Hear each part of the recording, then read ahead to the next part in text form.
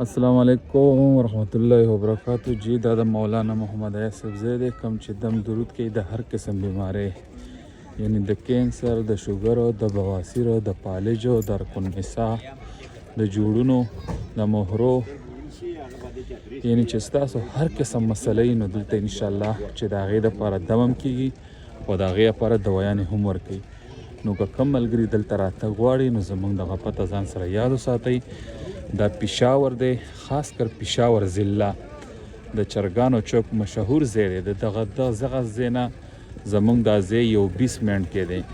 نو دغه 400 روډ دی، 400 روډ باندې شالم پل، شالم پل سره بابوزی سنجي بابوزی سنجي سره MCA سکول. بود او جمعرات دا د زنانو ورځي او جمعه او هفته دا د سړو ورځي.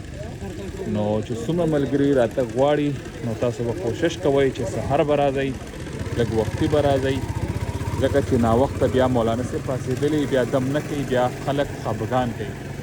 نو چې دلته تاسو راشئ د ټولو پیله به ټوکنه لئ، هغه ټوکن 9 لسو آخري 10 بجو پورې ورکوئ.